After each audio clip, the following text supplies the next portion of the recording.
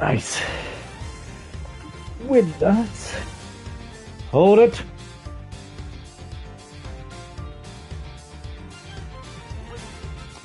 Hold it. Hold it. There we go. Hello, everyone. Welcome back to the Ace Attorney Investigations Collection. Yes, in the last episode, we continued on with episode 4, Turnabout Reminiscence. And we are, as it says right in the side there, we're coming up to the final testimony. So let's just jump straight back into it. Let's finish this case once and for all. We were just talking about... We need to talk to Bad. So then, earlier you were in lobby number 1, now you're here in lobby number 2. You are quite the busy man, Detective Bad. Multiple returns to a crime scene bring us about success. That's what we detectives say. I see. In that case, you wouldn't mind if I asked what happened again? I asked about what happened again, correct? I don't have anything left to say to you, boy. Boy? You'll see, I will draw my answer from you, one way or another. Would it kill you to help us even a tiny bit of investigation? I gave Faraday's notebook to a judge earlier. That's help enough, don't you think? Please, we are asking you for just a little more of your cooperation. Don't push me, kid. I'd like to ask once again about what happened around here at the time of the crime. Do you comprende? No.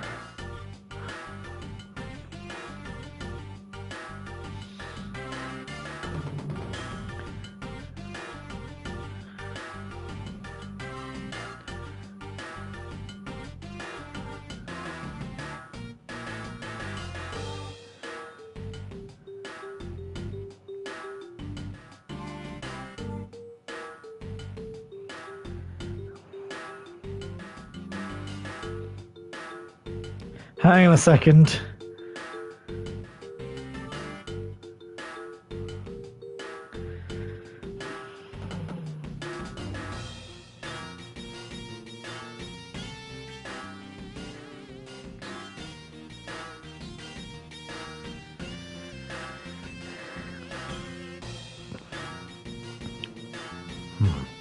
Alright, okay, there we go. We're back. Sorry, we're back.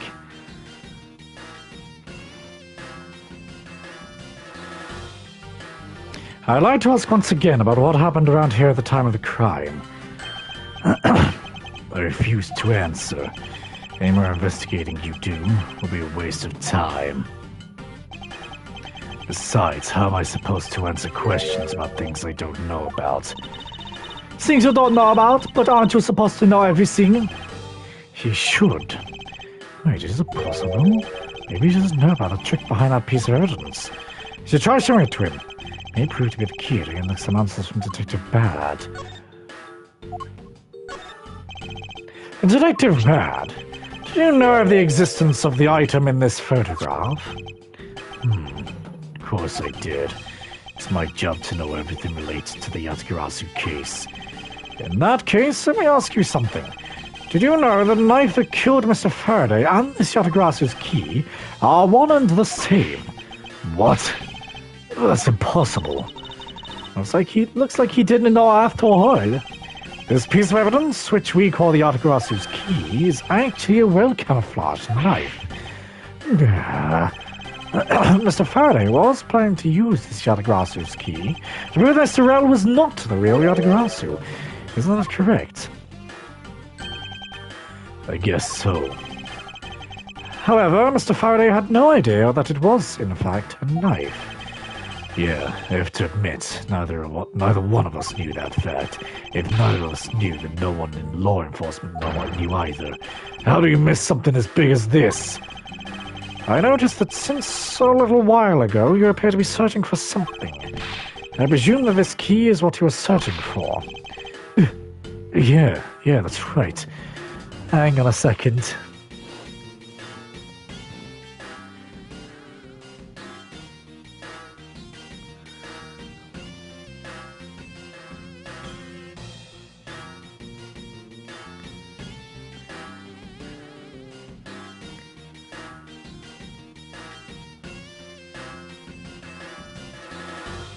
Hang on a second.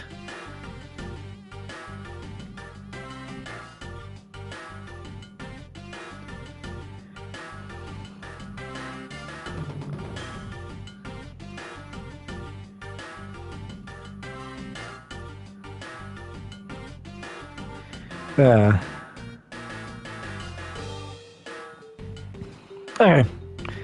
It's alright, we're having a bit of complication at the minute. It's alright. We're back though. We are back. Oh, for frick's sake, huh? Hang on. We will be back in a second. Right, there we go. Boys, why were you searching for it? Because I promised Faraday. I promised that I'd protect that key with my life. But after he was killed, the key disappeared from Faraday's evidence bag. Who would have thought the key is what took Faraday's life? Detective Bad, so that we may find the truth, please testify for me once more. All right. But it doesn't matter how many times I tell you about what happened. Nothing will change.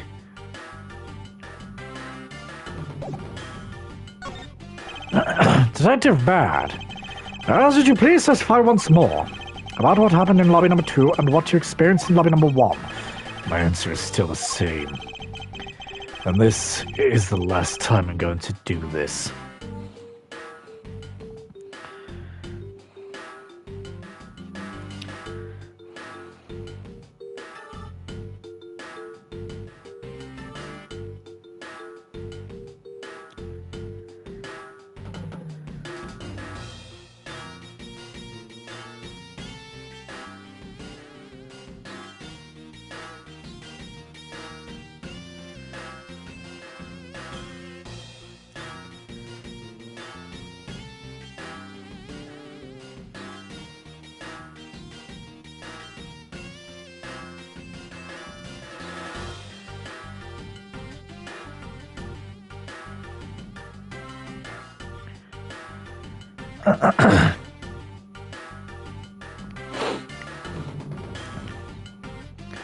Okay. That's fine, because I only need this one last time to clear everything up and find the truth behind this case. Come on then, Bad. Give it to me. That's Bad. Bad's movements. I was in lobby number 1, talking with you. I still wasn't there. We were talking about some trivial things. Oh, so you're just going to ignore me? Yes. I heard the gunshot right before the trial was about to reconvene. When we heard it, you and I immediately dashed out to the hallway together. You know what? I am going to say it this time. Good. I saw a gumshoe goofing around there. Then we all ran into lobby number 2. It sounds like the exact same story you told us before. Indeed. However, I feel that we have yet to draw out all the information that we can.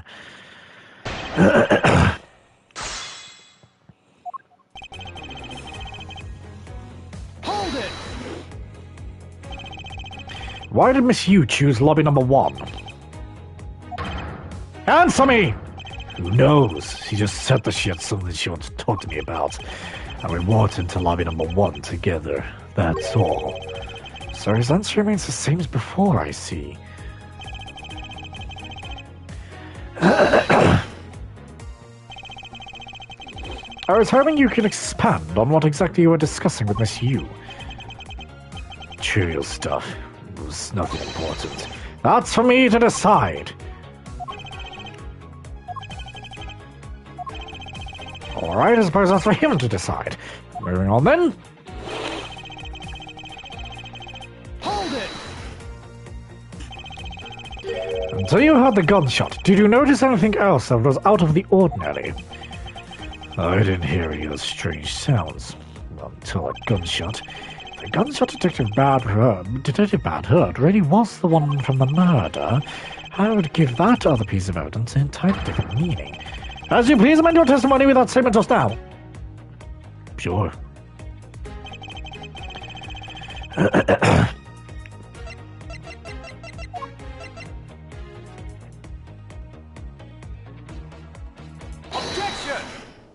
I was gonna say, yeah. Detective Bad, does this balloon fragment remind you of anything? It's the same color as the one Kay was holding. Oh, so you know about that girl's balloon? Yeah, I was sitting with her up on the gallery. During a recess, just before we split up, I filled that balloon up for her. Well, just as you may have already surmised, this piece did indeed come from Kay's balloon. So, what about the balloon? Well, I wonder if you might remember having this balloon pop at some point. What are you getting at? This fragment was found in the hallway right in front of lobby number 2. Furthermore, it was the sound of this balloon popping that the judge mistook for a gunshot. Oh? Oh, so the sound the judge heard was not actually a gunshot, huh? Fair enough. On top of that, His Honor said that he heard the balloon pop about 20 minutes before the trial was to reconvene. Yes, which means that His Honor heard the balloon pop in the hallway. When you were in lobby number 1, Detective Bad, and if you were in lobby number 1 at that time, you were close enough that you should have heard the balloon popping as well. So? Don't give me a so. Give me more than a so. We just put there as a fly no testimony. The crackling of the truth is louder than the sound of your sweet naivete cracking. And since you kids don't seem to know, let me fill you in on something. Did you ever stop to think why the doors and walls of this place seem so rugged? That's because they were designed to keep secrets from being leaked. What? What is that supposed to mean? The doors and walls are super thick. The window panes are double layered. To top it all off, even the curtains are made of a special sound-absorbing material. Then you mean... What do you mean? Since I was shut up inside lobby number 1, there was no way I could have heard that sound. No! I knew that's what he was going to say! Then that means the Scarface's testimony is completely useless! As soon as the sound pulls in, of course you wouldn't hear any sign of a struggle. Oh, that's also why it's so natural that I didn't hear the balloon popping. Now do you get it, kids? Lars, I thought we were supposed to be the ones finding flaws in his logic. Not the other way around. The other way around? It's not possible to hear the sound of a balloon popping if one were in lobby number 1. However, if we examine the situation in reverse, a person standing in the hallway should not be able to hear the real gunshot either. As Detective Gumshoe claims to have heard while he was standing in the hallway. Detective Bad, if that is the case, how exactly did you hear the gunshot? What do you mean, how? I just did. It would appear that you have yet to realize the contradiction in your own words. Oh? How so? Well, if the rooms are as soundproof as you say they are, then how did the sound of gunshot enter your ears? I see. Oh. I see what you mean. I guess I'm more out of it. From Faraday's murder than I had thought. Which means what exactly, Miles? In the end, what does it all boil down to? Boils down to this. There must be a reason as to how Detectives Bad and Gumshoe heard a gunshot they theoretically couldn't have. Looks like we need to examine the state of the crime scene once again, huh? The state of the crime scene? Wait, it can't be. Oh, it looks like we need to examine the state of the crime scene again, huh? State of the crime scene? Wait, it can't be. It's that ultra-strong perfume you wear. She spilled some of this. Some of it. I'm way too noisy. Is this a surveillance video? How could a piece of evidence just disappear? Where did it go? I didn't do anything.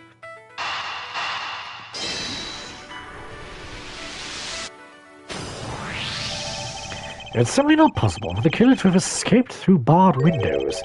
And yet the fragrance of the perfume managed to escape from defender lobby number 1. Of course, incorporeal things can move freely through these open barred windows. Incorporeal! Objection!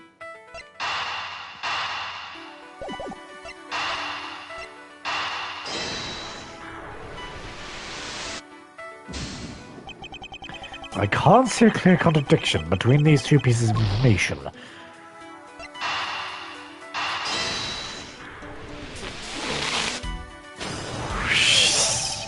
Now then, what else besides the smell can go both in and out of an open barred window? The answer is sound! Sound! Sound! Sound! Sound! So, no matter how careful the killer was, if the windows were open, the jig would be up. And since both the windows in defendant lobby number 1 and the hallway were open, that explains how the sound of a gunshot could be heard in both locations. The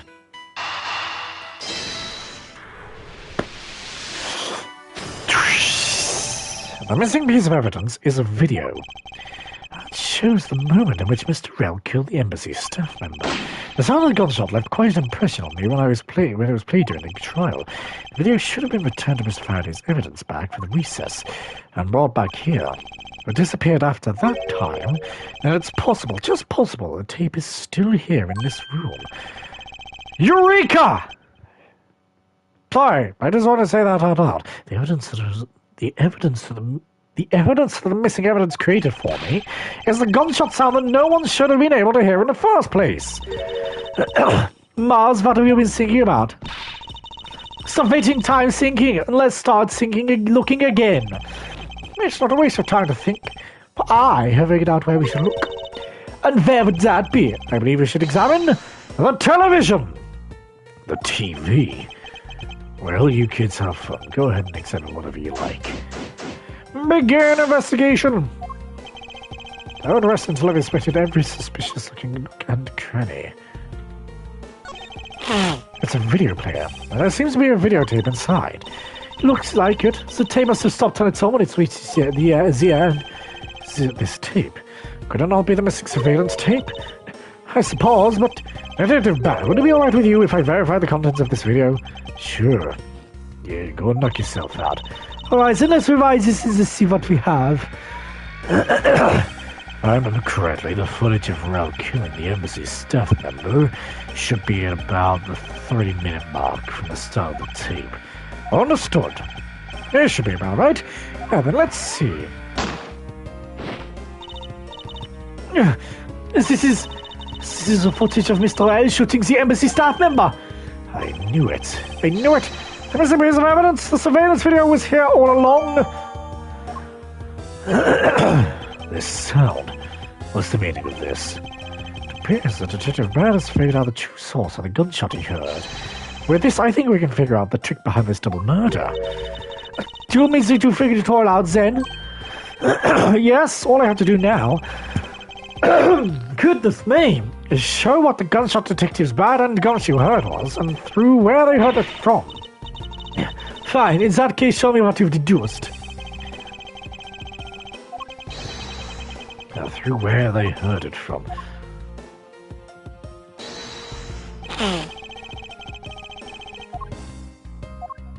Eureka! Eureka!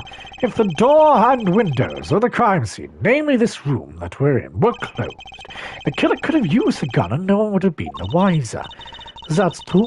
This courthouse does seem to be well designed for such a thing, as it were. However, what happened in reality was Detective Gumshoe, Detective Bad, and Miss Yu, all three of them heard the gunshot. Both the windows in lobby number 1, number 2, and the hallway were open, so naturally the people in those locations could hear it. Ah, but then why would the criminal open a window in the first place? To allow the gunshot to be heard, I suppose. Correct. That's the only logical conclusion we can draw from this. But why was that necessary in the first place? I haven't heard answer, Mars. I demand satisfaction. Very well. I believe that the killer wanted to manipulate our perception of a certain fact. What was it the killer wanted to manipulate our perception of? The killer wanted to fabricate the time of death to their precise wishes, and they used the gunshot in the surveillance video to do so. So that's why the tape is left running. You mean the gunshot I heard was from this video?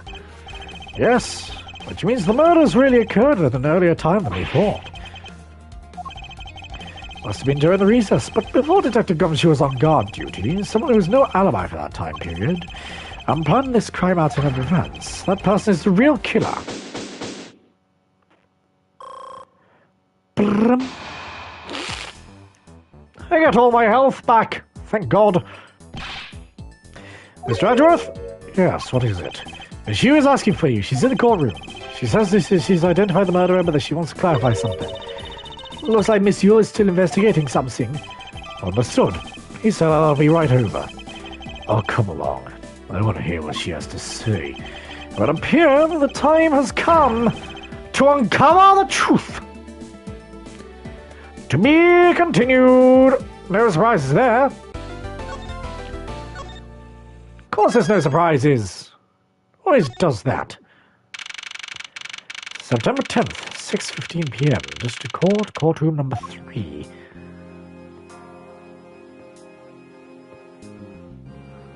Oh, hi, Kay. How you doing, Kay?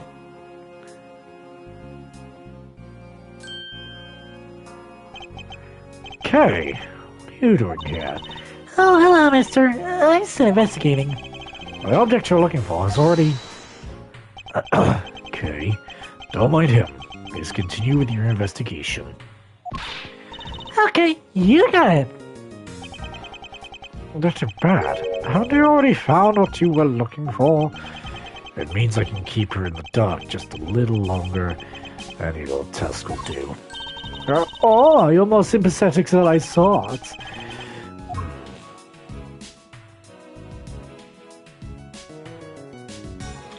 Court is now in session. I've been waiting for you, Edgeworth. I've also been waiting for the moment at which we can finally lay this case to rest. Oh, the moment in which we can finally lay this case to rest? What's that really place to take the gun show under arrest?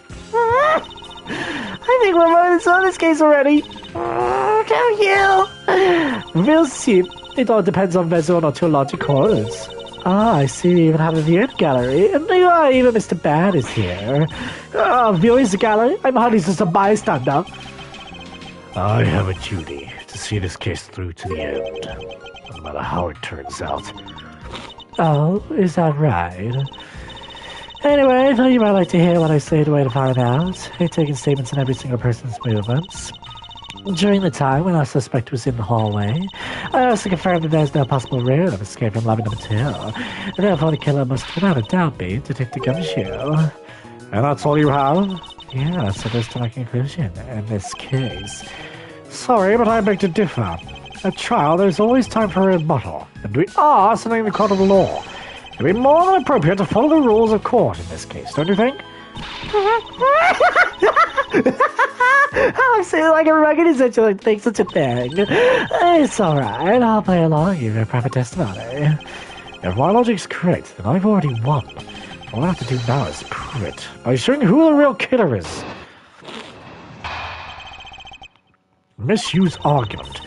Everyone, sans the suspect has no life when the gun went off.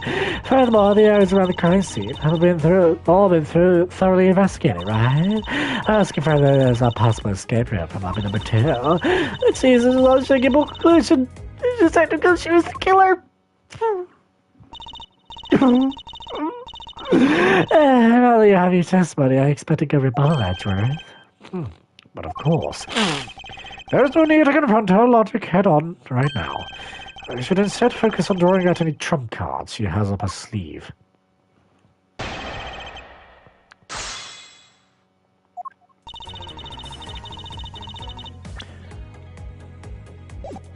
Hold it! The suspect? What if Detective Gumshoe's alibi has already been proven? Are you joking, Edgeworth?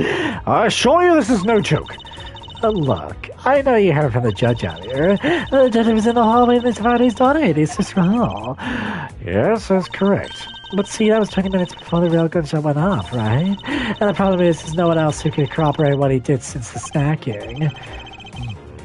I see she's done her research well. This means that I should focus on drawing out whatever trump cards she's withholding. Yes, I know! That's what I'm doing!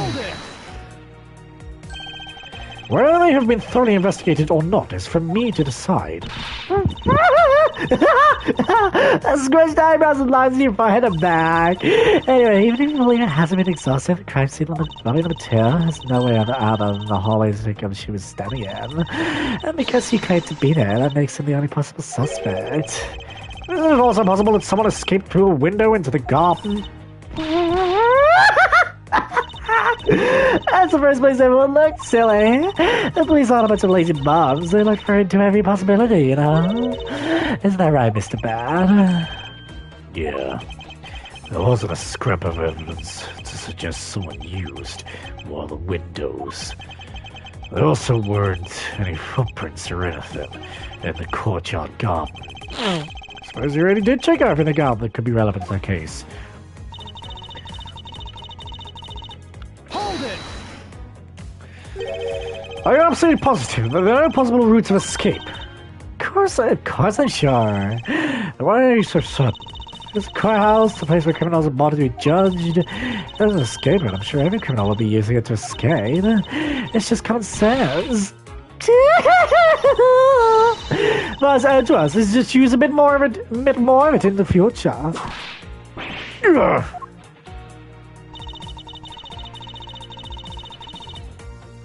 it! You may think it's unshakable, but to me, there are still too many unanswered questions. For example, who was able to place the gun in Miss Faraday's hand? You're the only one still wondering that. Because she probably had no idea which hand Miss Faraday used to write with. Even if you know someone, that doesn't mean you'll know which hand they write with, right? No, I'm not talking about him. I don't want to know about him. I mean, I certainly don't care about that sort of thing.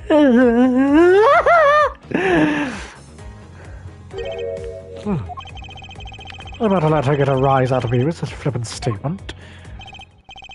I suppose we really reached the end now. I already have my trump card ready. All that remains is to play it. But before I do, I think I should inquire into a little something about her argument. You said earlier that you confirmed the alibis of every person other than the suspect. However, I don't recall either Francisco or myself speaking with you about the subject. But there were witnesses. For you, there is your mentor who gave you your alibi, an alibi. I see. That's Phil and Missy. She came to the courthouse during the recess. I was signed by a security guard at the door to the hallway. She gave me quite a ripping for that story, I heard. I was the daughter of a Manfred von Karma, and I will not be forcibly stopped by a guard or a bailiff or anyone else. Wait, so basically the only reason Francisca bothered to show up today was because she found out that I was to be replacement prosecutor. By the way, Miss Yu, not everyone's alibis before Detective Gumshoe was assigned on guard duty. What about them? Have you looked into what people were doing during that span of time? Look at it, it's take me far. It doesn't matter when the killer went into lobby number 2. From the time we heard the gunshot to the time Mr. Bad and I arrived on the scene as we test lobby number 1, the only person who could have committed the crime was Detective Gumshoe. Yes, let's talk about that. I suppose that if we go by all logic, then Detective Gumshoe is the only one. However, what if the crime had occurred at an entirely different time than when that gunshot you heard went off? What then? That gunshot was a trap meant to manipulate our perception of when the crime took place. Sadly, your explanation is very lacking, Edgeworth. The gunshot we heard in lobby number 1 can't explain how that could have been fabricated. Take that! Tape. Yes, it's exactly what you think it is. This is the surveillance tape of Mr. Rell the prosecution presented in today's trial. This was found loaded in the video player in lobby number 2. That was connected to the large television that had its volume turned all the way up. You can't honestly mean the sound that we heard was the gunshot in the video. But I do. Which leads me to my next point. The murders occurred much earlier than when anyone heard the gunshot. That's the only thing I can think of, too. After committing double homicide, the killer took the surveillance video out from Mr. Faraday's evidence bag, turned the television's volume all the way up, and left the video to play. If played from the beginning, it would take 30 minutes for the gunshot sound to come on. And since we now know this method of time manipulation is possible, He limits on the possibility the killer is someone other than Detective Gumshoe. Sounds from a television don't amount to much here. But of course, Mr. Prosecutor Edgeworth and Little Miss Von Karma already knew that much from the very beginning, right? Of course we knew, didn't we, Miles? Oh, yes, of course. We know all about soundproof quality of this courthouse's rooms. Of course, I'm not about to admit that we had no idea until only a little while ago. That's right. If the rooms are soundproof, then we should not have been able to hear it. And yet we heard the gunshot clear as day. And that's it, end of story. But it's not. How should I explain why she was able to hear a gunshot from a soundproof room? There is actually one common point between lobby number 1 and lobby number 2. And it is that despite the fact that both rooms have air conditioners installed, a window was open in each. Now we know that the window in lobby number 2 was opened by the killer. However, a window in lobby number 1 was also opened. It's probably just coincidence they both all of the time. There's no mere coincidence, I assure you. Why was the window open in lobby number 1? The answer is that a certain person did something to cause the window to be opened. And the person who triggered that action, that person is the real guilty party. The real killer in this double murder is... It's you, Miss You! You! Miss Callisto Yule! I hereby formally indict you of the murder of Mr. Faraday and Mr. Rell. What? You indict me? Are you serious, Miles? Why do you think she is his killer? I don't understand her motive just yet. But of course I'm serious. Because she is the only one who could have done it. Well, Miss Yu, do you still feel like laughing now? Of course I do, Mr. Edgeworth.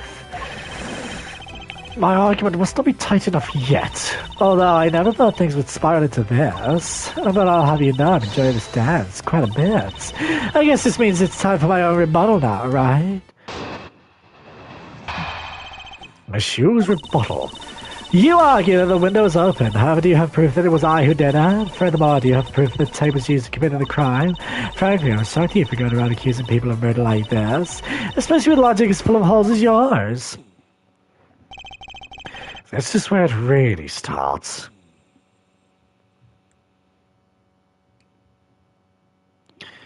I must let my guard down for even a second, or the truth will blow away. Now this is the time to put the patented Von Karma perfect proof to the test.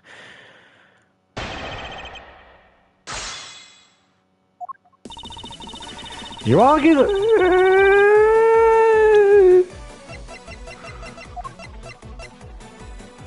Objection!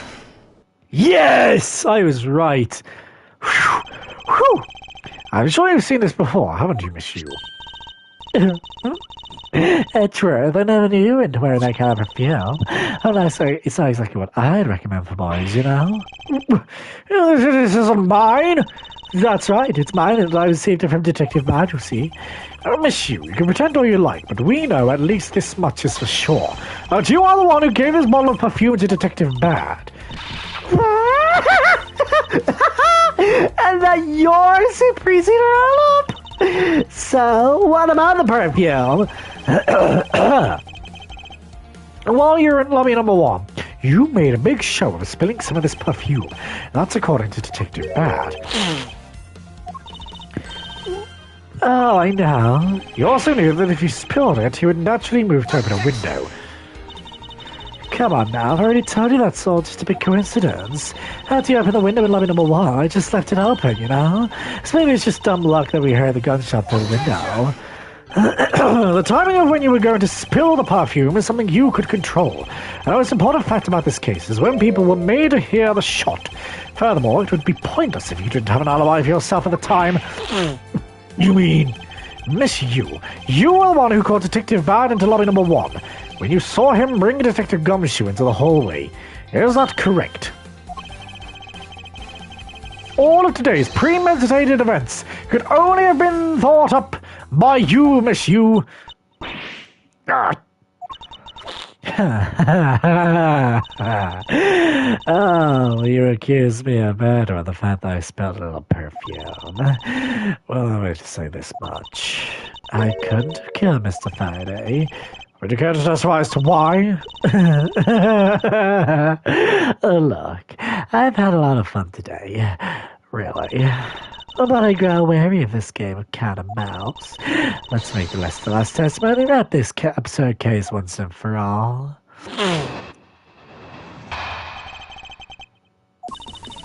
Accusing someone of murder of spilled bottle of perfume is a bit out of the top, but I suppose 5 years of evidence to be expected of his disciple von Kammer. In any case, it simply could not have been me who killed Mr. Faraday. After all, I don't even know where the knife that was used to kill him came from. Mars, her testimony is flawless. Yes, but no matter what sort of trick she may try to pull, she won't escape me. And if I'm lacking information, I'll just draw it out of her! I know what I need to do. I know what I must do.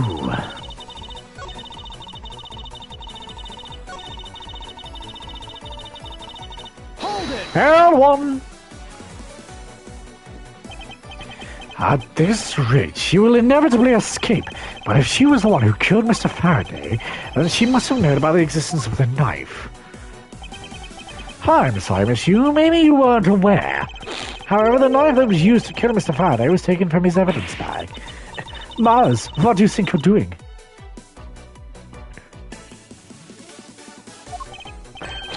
I'm drawing the truth out of her. That's what I'm doing. Huh? But I don't recall a knife being presented at the trial earlier today. Well, I suppose that's because the evidence was something Mr. Faraday had yet to use.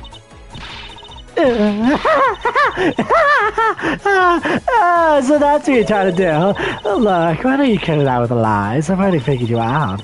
There was no knife inside Mr. Faraday's evidence bag. The only evidence he had yet to present was the key the autograph in its hand. Unless the key can magically turn into a knife, you really don't have a leg to stand on. You really think you could trap me? Come now, be honest. I never intended to do such a thing. It was all a misunderstanding on my part. Okay, so what if you might append what you just said to your testimony? Sure, why not? I'll even say it as many times as you'd like.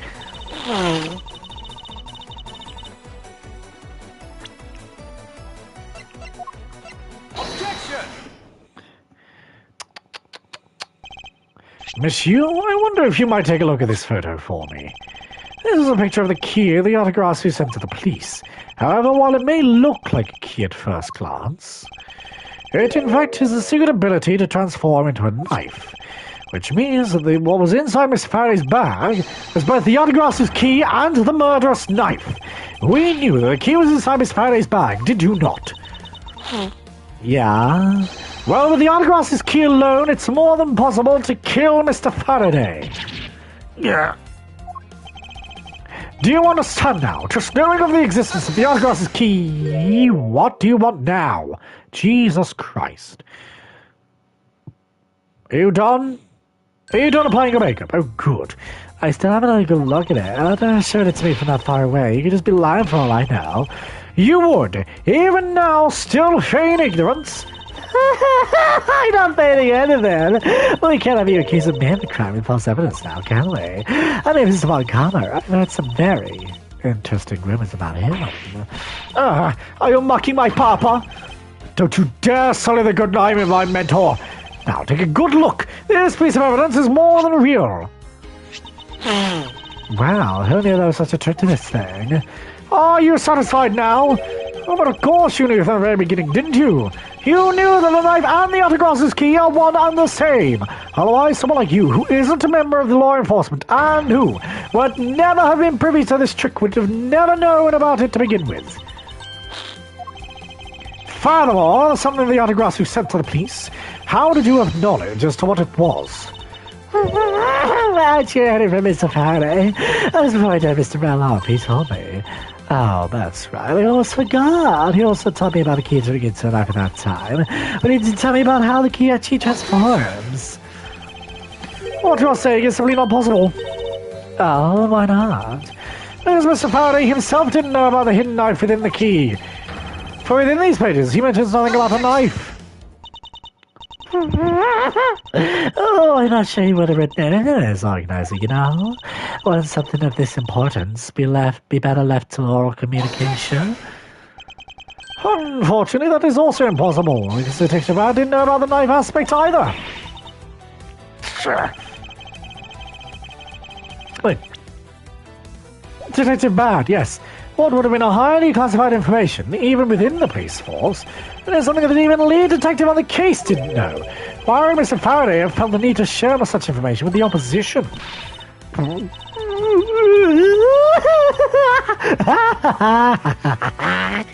Yeah, I guess he wouldn't have had much reason to. Looks like I gave a bit of an excuse, huh? How can you laugh at a time like this? She probably just realized the Florida around logic, and this is actually a panic over here. But that's not something we need to concern ourselves with. Suppose you're right. Miss you. I'd like to say that I also know how you know the real nature of the knife.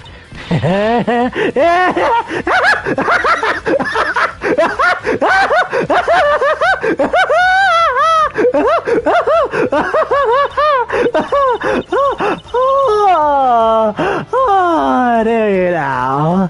Well, why don't you pay your money when you're about this, shall they? Oh, I will. And I'll wipe that smile off of your face by the time we're through. This is it. The moment of truth. The secret behind the Artigrasu's key. Only one person would have knowledge of it from the get-go. Who would know from the start with the Artigrasu's key could change into a knife? There's only one person who would have known about the dual nature of the key. And that is? And that is the person who sent the Artigrasu's key to the police. That is to say, the Artigrasu herself.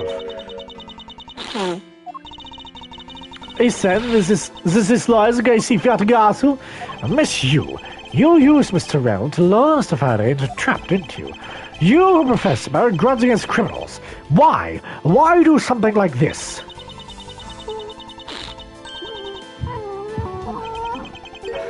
Huh?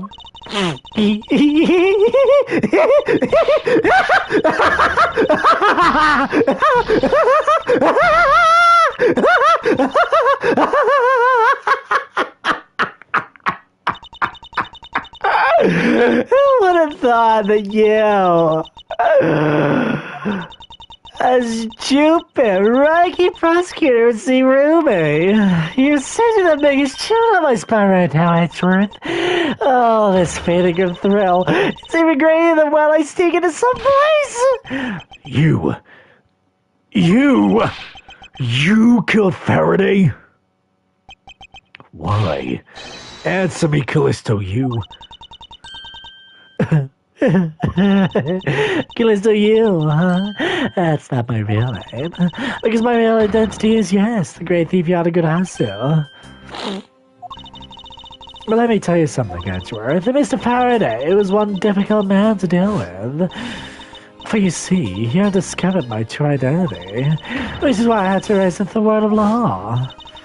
I made Rell an offer, a quibble for a little favor in return. All I had to do was accuse Mr. Faraday of being the Autograph record. But what spread to the recess while I was trying to offer Mr. Faraday, which threw my plan into complete mess. I just answered them and eavesdropped on them through a crack in the door. Rell caves to only two things.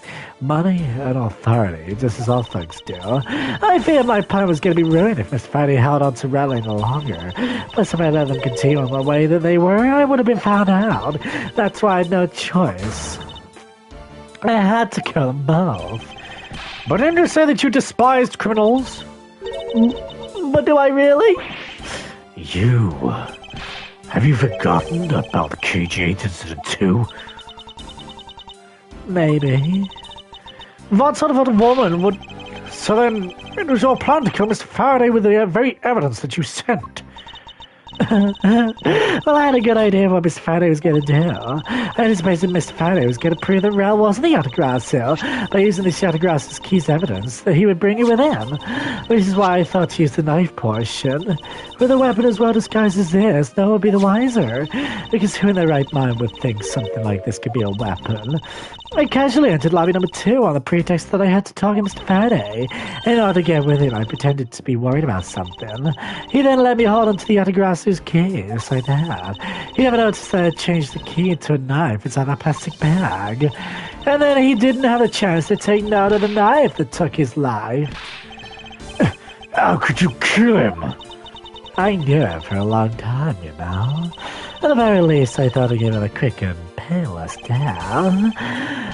But if you killed Mr. Faraday first, then there was no need for you to kill Mr. Rel as well. I believe I mentioned why when we were placing Detective... I believe I mentioned why when we were placing Detective Gumshoe under arrest. Said about having accidentally created an eyewitness, and how that led to the killer to think about setting them both up as though they killed each other. Well, I took the surveillance tape. Yes, I had actually planned to use a gun. The risk was too high that I'd be caught. However, that's when I remembered the existence of that surveillance tape, which is why Rel had me set up the crime scene. And after he was all said was done, I rewarded him for all his hard work and the bullets. You're a defense attorney, aren't you? How could you? How could you betray a client? Client? Oh, if you want to talk about who was a client of whose first, it was me. I was a client in the murder of the Cadopian Embassy staff member, Dane Mann. You ordered a hit job? You still haven't figured it out, Mr. Mann? I had Dane Mann killed because he was about to give away info about the smuggling ring. Now, who exactly do you think would benefit from such an assassination? It can't be. You're... That's right. I'm a member of the smuggling ring. How could this... You don't mean... You're working with Matty Cooten too, do you? Maybe not. Guess you'll never know. The other guys will claim to be normal, but you're just as a cold-blooded murderer. That's right, little girl. The other guys is just a little killer. Be quiet. You. Yonagarasu! You can run from the law, but you'll never escape it. So just humbly accept the judgment of this court. Hey, Edgeworth. Did you know the Autograsser has 3 legs? Do you know why that is?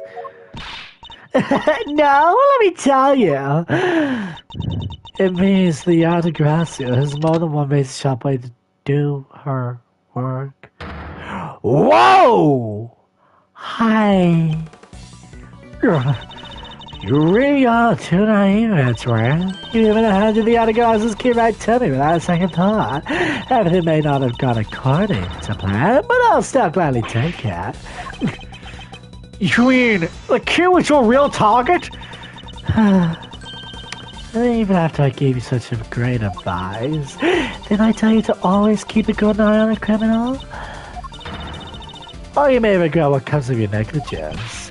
You two get down! My body. I can't move. Hey, mister, to your right!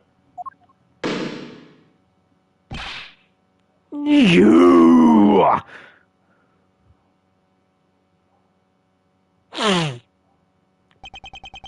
Are you alright, Francisca?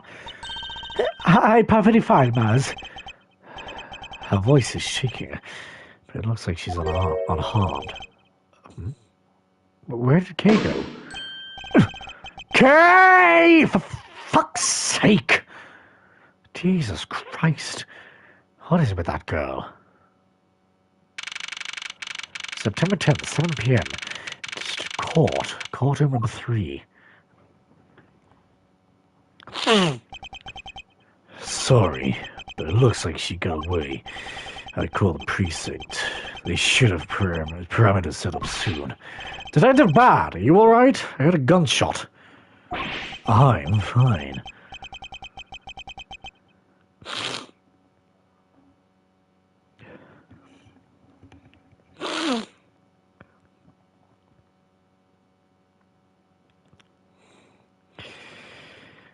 I'm okay. Just got a little hole in my jacket.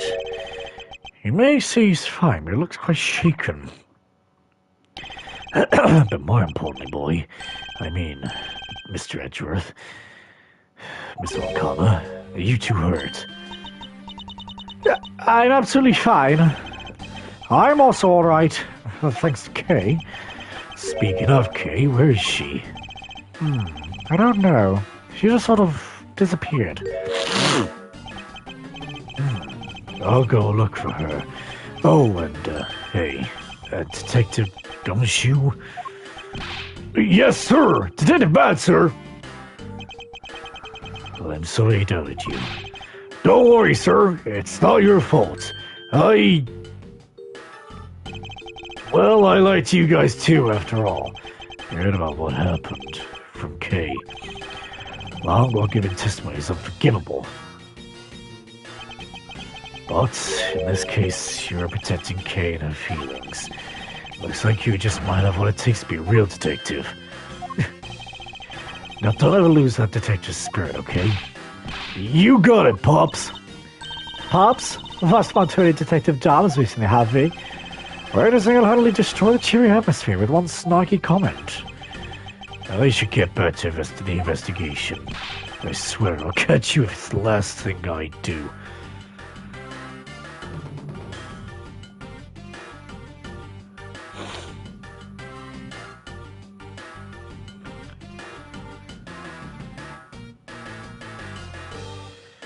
There we go.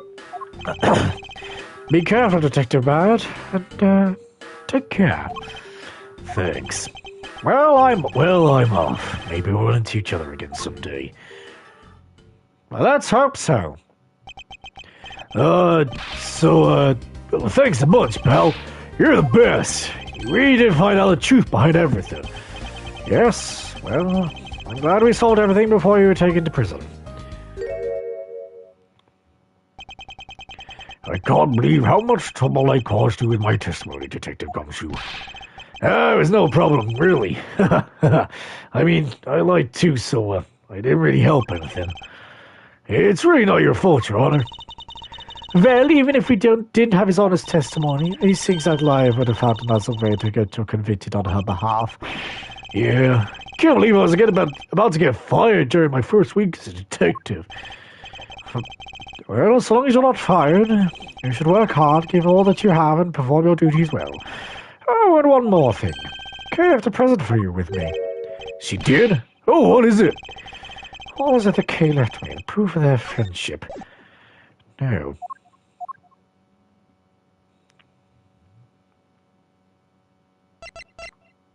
Take that!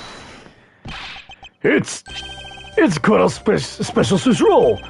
Can I really have it? Yes, it's a present meant for you after all. Thanks a bunch. You have no idea how happy this makes me, pal. I need to read this right now. Sure, go ahead. Swiss rolls Detective Gumshoe and Kay brought together. While the ones Kay saved never reached her father, it would appear that her sentiments have touched the heart of this detective. He's so happy. It's as though he's having a welcome back celebration of his own. Well, I was asked by Kay to give it to him. Yeah, it was good, pal. I can't believe I got to eat two of these delicious things in one day, too. It's like I'm in Swiss roll paradise or something. I gotta thank Kay myself. Hey, wait, where is she? I just noticed just now. Is Mine not present when we discussed her earlier? Detective Bat left to go in search for her earlier. Maybe you should go join him. Yeah, you betcha, pal. I go help him. Oh, but first, you know what, pal? Actually, I guess I shouldn't be so rude to you anymore, huh? I'm gonna stick right by your side from now, Mr. Edgeworth, sir. And that he did. Unfortunately. I said something about a most troublesome relationship from that ominous statement. We should go home too, Miles. We have to hurry and report what has happened to Papa. Agreed. Well, I'm afraid I must be going now, Detective. Roger, sir. Don't you worry. I'll investigate the next case run real well. I'll, be counting on you, so, the sense of trouble is definitely in the air. Thus, like a bad dream. The first outing at court came to a disturbing end. A few months later, I was finally able to properly stand in court as a prosecutor. But the detective in charge of the investigation was, as I dreaded, Detective Gumshoe. After that, he became my direct subordinate. I have tried, but words fail to describe the immeasurable suffering he has caused me. I suppose that's just how things are. As for the little girl who suddenly disappeared, she's now with me. Also unfucking fortunately. Here! With me. Oh, wait, we're back here! For fuck's sake! It was all just a dream! Sorry, yes, I talk about a 3-episode flashback. It's fine. So, do you remember now? Yes, I remember everything. Okay. It's been a while. Kay, you sure grew up a lot. Of course, but thank goodness, I thought you had totally forgotten about me. You know, I was really worried about you after all that. Where have you been all this time? Come here, I didn't know you cared. After my father died, I went to go live with my mother's relatives. They lived pretty far away, so I wasn't really able to come back here all that much. Oh, is that what happened? Well, I'm just glad you're alright. So, does it all make sense now? You betcha it does. Oh, you know what? I was going through my father's bookshelves recently, and, Actually, there are still a number of things that don't make sense, Kay. Huh? First of all, why did you come all this way to see me? And second, why are you calling yourself the Yatagrasu? The Yatagrasu is Callisto Yu, the woman who killed your father. No, you're wrong. The real Yatagrasu was my father. Mr. Faraday was the Yatagrasu? Like I said, I was going through my father's bookshelf recently, and I found a secret diary hidden among his books. I have no regrets in choosing to walk the path of the Yatagrasu. That was written in his diary, and that's how I know for sure. But that's impossible. What's with that look? You don't believe me? But it wasn't just the expression on my face. I clearly thought it was impossible just now.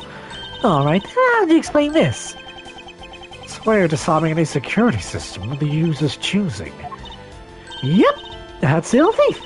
Truth be told, this is the Yatagrasu's greatest secret. And this little gizmo was used by my father. Wow, Mr. Faraday wasn't just a great prosecutor. He was a really great thief, huh? Yeah, but father worked really hard to steal the truth. But he was killed, and the Yatagrasu was no more. But despite that, the Yatagrasu was spotted again recently. Someone other than you? Here, Mr. Edgeworth. Take a look at this article. Oh, not the embassy again! Yatagrasu sent the embassy a calling card? Yeah, maybe this person's a fake. I was certain that that Callisto Yu lady is behind this. Because the real Yatagrasu would never send something like a gaudy card out. But the Yatagrasu did send a white card along with anything to be publicized. That's what Detective Matt told me 7 years ago, if memory serves. Well, as soon as I heard the news, I got all wound up and I knew I couldn't let it go. So I searched you out, so that I could obtain the truth behind the Yatagrasu. Because if anyone can help me find it, I figured it's you, Mr. Edgeworth. So you're saying that I have your father's and Miss Yu's identities backwards? Yeah, because the real Yatagrasu is noble to the end. But I would revive the real noble Yatagrasu. If I don't, my father will never be able to rest in peace. Kay, you're so honorable. I don't care about what anyone else thinks. I'll always be here to cheer you on, pal. Even if you are honorable, a thief is a thief. And if you are plotting to commit a crime, I'm afraid I can't be complicit. Oh, Mr. Edgeworth. Oh, you guys are not making it easy for me. Who am I supposed to plot now? Mr. Edgeworth? What I want from you is not to steal something. What I want is the arrest of that evil woman. That evil woman? You mean, Franziska von Karma? Yeah, her as well, but, you know, it's still too hard for me to catch them all by myself. Well, that's true. But with a weapon all. Yeah, it really stings every time she does it, doesn't it? Yes, it does. I should know. Please, Mr. Edgeworth, would you help me? Come to think of it, I do believe I owe you. Huh? Owe me for what? Miss, you made her escape. It was you who saved my life. Furthermore, you helped me with the investigation today. I'm not so rude as to leave favors unrepaid. What do you mean? Yes. That case has been weighing down my soul ever since that fateful day. Perhaps the time has come to settle things once and for all. You don't intend to sully your hands in the crime, then I believe I can help you. Mr. Edgeworth! Thank you. Hey, Mr. Edgeworth, sir! Isn't that great, Kay? Yeah, it sure is, Gummy. Even though I had completely forgotten about her until just now. What is with that chummy relationship? Oh dear. The great thief Yatagarasu. After all that time, the true identity of the thief sank back into the darkness. Bern Faraday, Callisto Yu, and Kay Faraday. The phantasmagorically changing identity of the great thief Yatagarasu. And the Yatagarasu's real goal. It would all come to light the day after I made that promise to Kay. The end.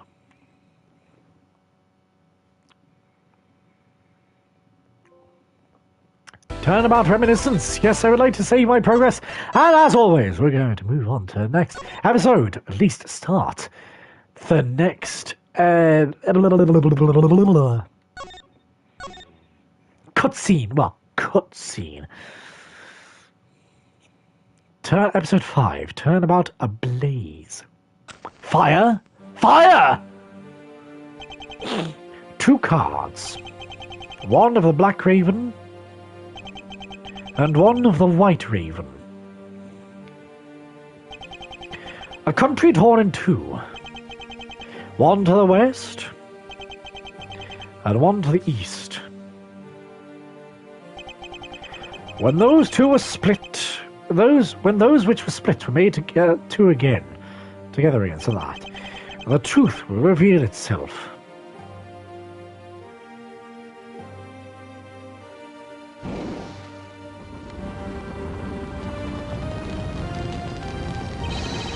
It's the Yatagarasu! The Yatagarasu's here!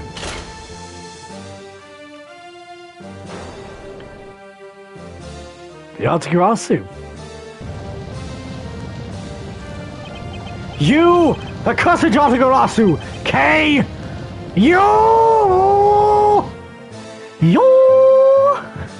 8 hours earlier. Well... back in my office. It's clean and tidy now. As so it should be. Oh, it's so nice, almost dreamlike, to finally have the chance to relax and sip some tea I cannot save currently, especially after what a whirlwind the past few days have been. On my return flight, I was dragged into a case involving Interpol agent's murder. The next day, I investigated a kidnapping and a murder at the Gatewaterland theme park.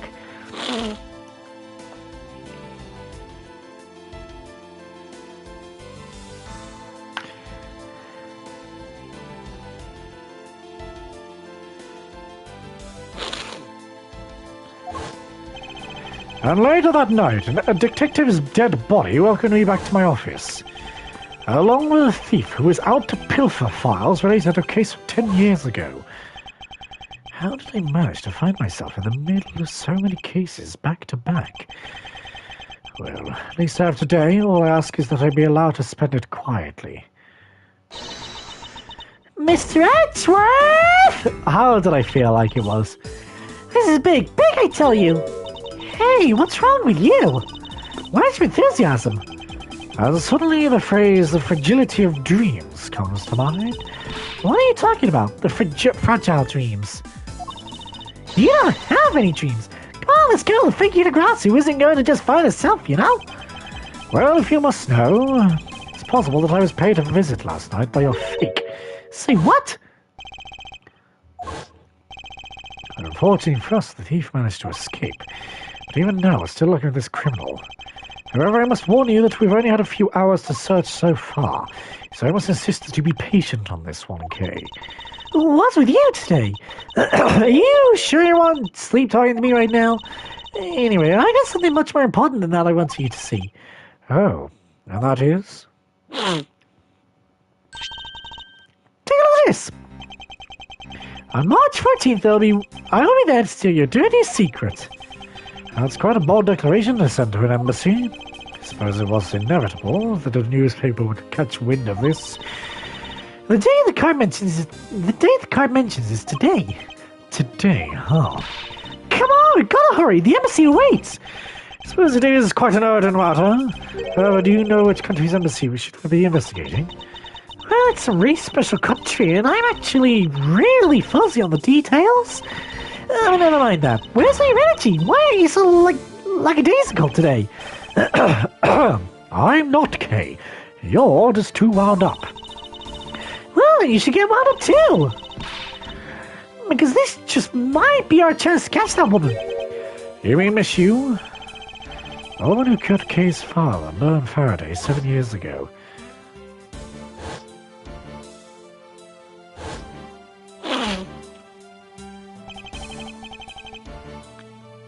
Callisto Yu. She claimed to be the great thief Yatagarasu, and then disappeared from the courtroom. She makes me so mad, the phony. Who knows that really Yatagarasu would never send something like a calling card? Until a company's underhand dealings are made public, at least. Target is always totally unaware that Yatagarasu has paid them a visit. That's what makes the real Yatagarasu so awesome. The Yatagarasu's card that's shown in this article looks to me as though it could be genuine. See? That's the thing.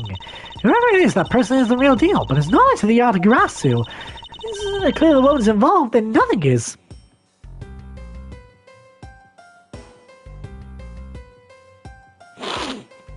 This isn't clear that the woman's involved, then nothing is. Come on, Mr. Edgeworth, out the door you go. Wait, there are a few more preparations I must make before we go. There's something interesting about this card we found last night here in the office.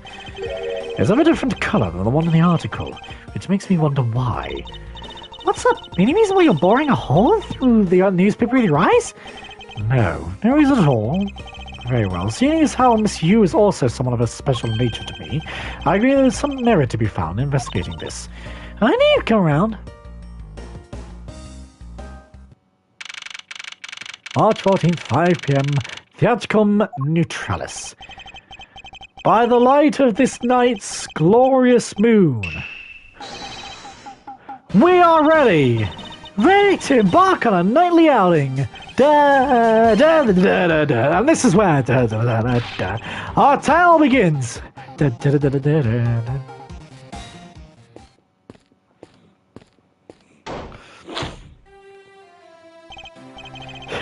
What a coincidence. There we go. Now we get to save. Not on the save 5, but on save 1. There we go. But if you guys did enjoy this episode, please don't forget to leave a like and subscribe. It really does help. Click the bell icons down below to be notified when I live stream or upload a video. And I'll see you guys in the next episode. Bye!